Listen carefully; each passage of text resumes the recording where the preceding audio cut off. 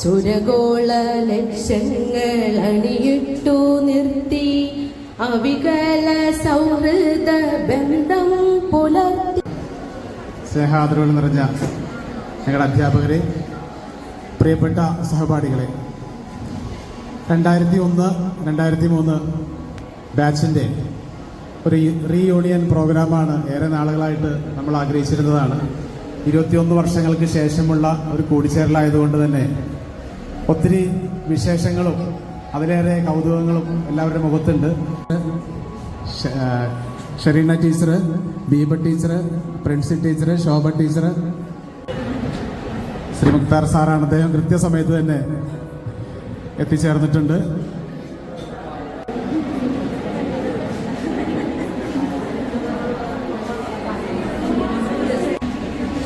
സ്വാഗത പ്രാർത്ഥനയോടും ഈ വിദ്യാലയത്തിലെ അധ്യാപകനായ റാഫി സാറ്, പ്രിയപ്പെട്ട അധ്യാപകരെ, ഏറെ സ്നേഹം നിറഞ്ഞ എൻ്റെ പ്രിയപ്പെട്ട സ്നേഹന്മാർ, പക്ഷെ 40 എല്ലാവർക്കും തോന്നിക്കുന്നില്ല കേട്ടോ. നിങ്ങളെ കണ്ടു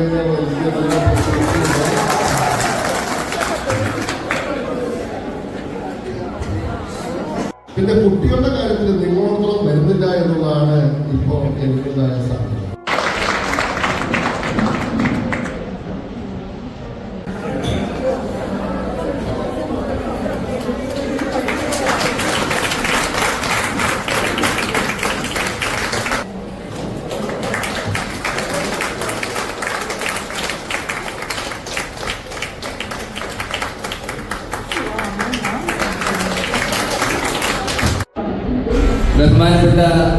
ജമാഅത്ത് ഹയർ സെക്കൻഡറി സ്കൂൾ തണ്ടേക്കാടിലെ മാനേജർ, പ്രിൻസിപ്പൽ, സ്നേഹം നിറഞ്ഞ സുന്ദരി സുന്ദരന്മാരെ, ഇത് പറയാൻ കാരണം 2001-2003 പൂർവ്വ വിദ്യാർത്ഥികൾ. അന്ന് ഞാൻ ക്ലാസ്സിലേക്ക് വരുമ്പോൾ അവിവാഹിതൻ. 2003 എൻ്റെ കല്യാണം നടക്കുന്നത്. ത്രസിക്കുന്ന പ്രായം, ചിന്തിക്കുന്നതും വിചാരിക്കുന്നതും എല്ലാം കെമിസ്ട്രിമയം. നിങ്ങളും ജീവിതത്തിൽ ഒട്ടേറെ മികവിലേക്ക് ഉയരണം. അതിന് പല മേഖലകൾ, എനിക്ക് തോന്നുന്നത് പല സുഹൃത്തുക്കൾ ബിസിനസ് ഉണ്ട്. ഇപ്പൊ ഞാൻ സംസാരിച്ച അഡ്വക്കേറ്റ് അനസ് സിവിൽ കേസ് നന്നായി പഠിക്കുന്നുണ്ട്. അപ്പോൾ ഓരോ ചെറിയ ചെറിയ കാര്യത്തിന് തുടക്കം കുറിക്കണം ഓരോ ദിവസവും. അപ്പൊ അത് നിങ്ങളുടെ ജീവിതം ഉന്മേഷവും സന്തോഷപ്രദമായിരിക്കും. ഏകദേശം നമ്മുടെ പ്രായമൊന്നും വലിയ വ്യത്യാസമില്ല അല്ലേ?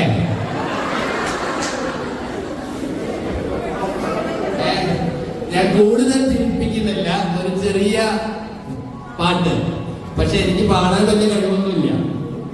എൻ്റെ പിതാവ് പാടുമായിരുന്നു. ഞാൻ ജയചന്ദ്രൻ സാറ് അറിയാലോ, പഴയ പാട്ടുകളുടെ രാജാക്കന്മാരാണ് അവർ. അപ്പൊ അതിൽ നിന്ന് 2 വരികൾ അവര് പാടട്ടെ, എന്നെ കൊണ്ടാവുന്നത്. വെള്ളാരം കുന്നിലെ പുന്മുളം കാട്ടിലെ പുല്ലാങ്കുഴലുതും കാറ്റേവാ. വെള്ളാരം കുന്നിലെ പൊന്മുളം കാട്ടിലെ പുല്ലാങ്കുഴലുതും കാറ്റേവാ.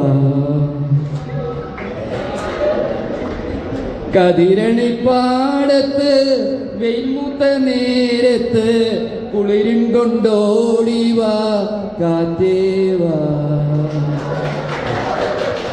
കതിരണിപ്പാടത്ത് വെയിൽമൂത്ത നേരത്ത് കുളിരും കൊണ്ടോടിവാ.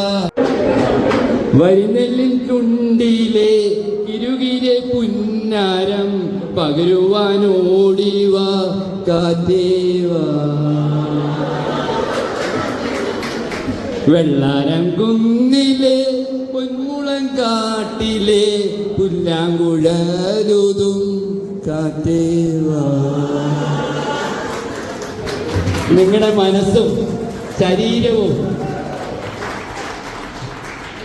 ഈ കാറ്റ് പോലെ കുളിര് പ്രദമാകട്ടെ, ജീവിതം സുന്ദര സുലഭമാകട്ടെ, എല്ലാവിധ സൗഭാഗ്യവും ജീവിതത്തിൽ ഉണ്ടാകട്ടെ. Okay, thank you.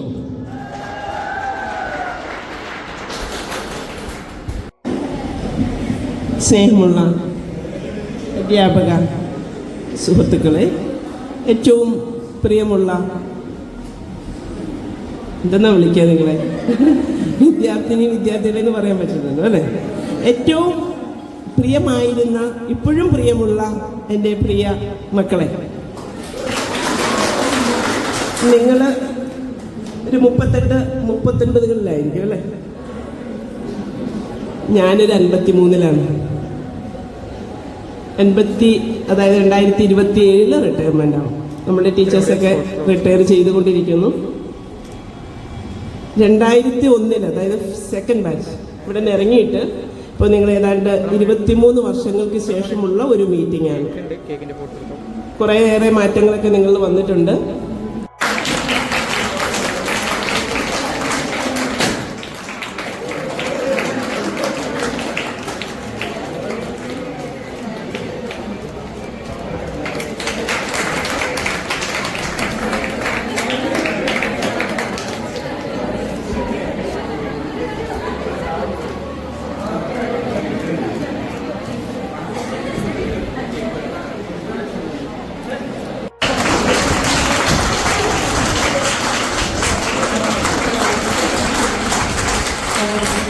ബഹുമാനപ്പെട്ട മാനേജർ മുക്താർ സാർ, പ്രിൻസിപ്പൽ നിസ ടീച്ചർ, സഹപ്രവർത്തകരെ, എൻ്റെ പ്രിയ മക്കളെ,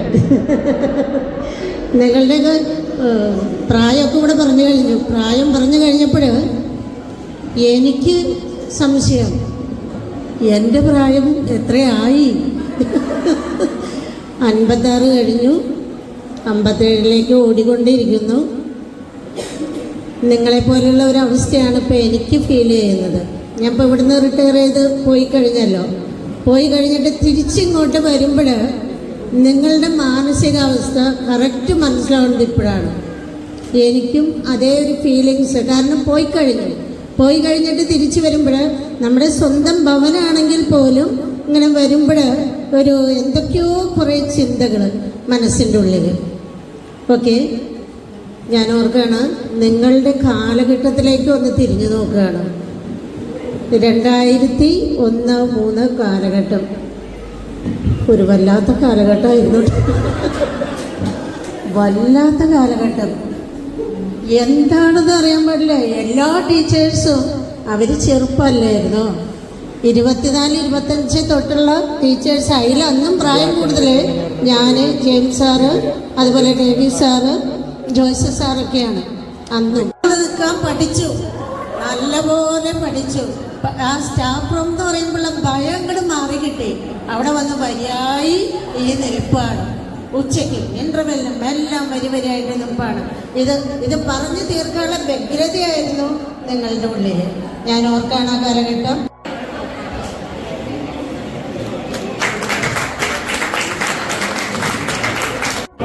അധ്യാപകരെ, പ്രിയ കൂട്ടുകാരെ,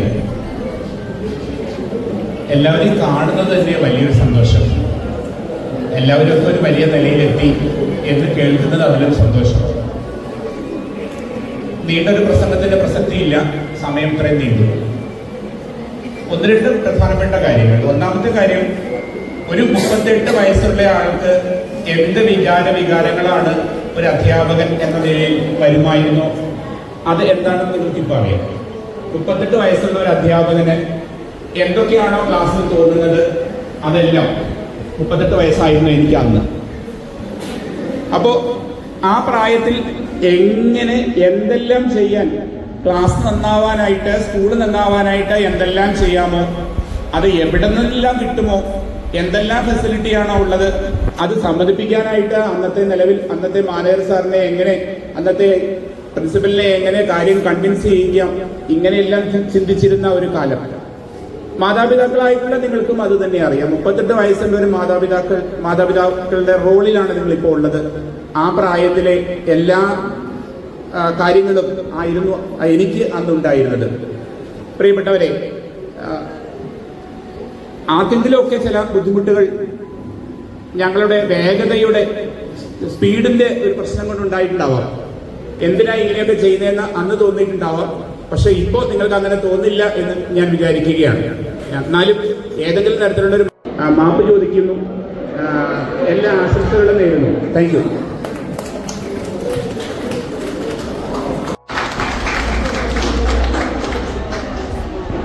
അപ്പോൾ ആ ഒരു പ്രായത്തിൽ ഹാൻഡിൽ ചെയ്യാൻ ചിലപ്പോൾ പല കാര്യങ്ങളിലും മികവില്ലാതെ വന്നിരിക്കും. എങ്കിലും നമ്മൾ കഴിയുന്നത്ര മക്കളെ പോലെ കരുതി 2000 ബാച്ചിൽ കുറച്ച് ബാലാനിഷ്ഠതകൾ ഉണ്ടായിരുന്നു. കാരണം നമ്മൾക്ക് ഒരു ഹയർ സെക്കൻഡറി എങ്ങനെ ഡീൽ ചെയ്യണം എന്നൊക്കെ ഞാൻ പഠിപ്പിച്ചിട്ടുണ്ട്, ബികോമിന് പഠിപ്പിച്ചിട്ടുണ്ട്. എങ്കിലും ഒരു ചിട്ടയായ ഒരു സിസ്റ്റത്തിൽ വന്നപ്പോൾ അതിൻ്റെ ഒരു കുഴപ്പങ്ങളൊക്കെ ഉണ്ടായിരുന്നിരിക്കാം. പക്ഷെ 2001 എന്ന് പറയുന്നത് എന്തുകൊണ്ടും വളരെ തിളക്കമാർന്ന ഒരു ക്ലാസ്സായിരുന്നു. എനിക്ക് ഓർമ്മയുണ്ട്. നമ്മുടെ ഇവിടെ കുട്ടികളിപ്പോൾ വന്നിരിക്കുന്നവർ വളരെ കുറവാണ്. അന്ന് ക്ലാസ്സിൽ കൂടുതൽ എനർജറ്റിക് ആയിരുന്നവർ എന്തായാലും ഇവിടെ ഉണ്ട്. അതാണ് എല്ലാ ക്ലാസ്സിലെയും അങ്ങനെ റെപ്രസെന്റ് ചെയ്തവർ ഇവിടെ ഉണ്ടെന്ന് നമുക്കറിയാം. ഇപ്പൊ ഞാൻ എൻ്റെ സ്കൂളിലാണെങ്കിലും ഓൾഡ് സ്റ്റുഡൻസ് മീറ്റിന് പോകുമ്പോൾ നമുക്കുണ്ടാകുന്ന ഒരു ഭാവം എന്ന് വെച്ചാൽ നമ്മുടെ ടീച്ചേഴ്സിന്റെ മുന്നിൽ നമ്മൾ കുട്ടികളാവുകയാണ്. എന്തോ സ്നേഹം ഇങ്ങനെ നിറഞ്ഞൊഴുകുകയാണ്. നിങ്ങളിപ്പോ അന്ന് ക്ഷമിക്കാൻ വന്നപ്പോൾ വലിയ തടിയും കണ്ടൊക്കെ വെച്ചിട്ടുണ്ടെങ്കിലും സ്റ്റാഫ് റൂമിന്റെ വാതിൽ കടന്നു വരുമ്പോൾ കാല് വരയ്ക്കുന്നു എന്ന് അത്രയും വലിയൊരു മനുഷ്യൻ പറഞ്ഞു. അതാരാണെന്ന് ഞാൻ പറയുന്നില്ല, ചൂണ്ടിക്കാണിക്കാം. സ്റ്റാർട്ടിംഗ് നെയിമിന്റെ ഫസ്റ്റ് ലെറ്റർ M ആണ്. ഹ്യൂമാനിറ്റീസ് ആണ്, സയൻസ് സയൻസ് ആണ്. അപ്പൊ ഏതായാലും അതൊക്കെ പിന്നെയും നമ്മുടെ അപ്പോൾ ഒരു സാഹചര്യത്തിൽ നമ്മൾ പിന്നെയും വരുമ്പോൾ നമ്മൾ വീണ്ടും കുട്ടികളായി തന്നെ മാറുകയാണ്. നിങ്ങളുടെ മുന്നിൽ നിങ്ങളുടെ കൂടെ ഇരിക്കുമ്പോൾ വളരെ സന്തോഷം, നിറഞ്ഞ മനസ്സോടെ എല്ലാ ആശംസകളും എൻ്റെ ഹൃദയത്തിൻ്റെ അടിത്തട്ടിൽ നിന്നും നിങ്ങളുടെ ഭാവി ജീവിതത്തിൽ എല്ലാ നന്മകളും ഉണ്ടാവട്ടെ എന്ന് ആശംസിച്ചുകൊണ്ട് പ്രാർത്ഥനയോടെ ടീച്ചർ നിർത്തുന്നു. Thank you.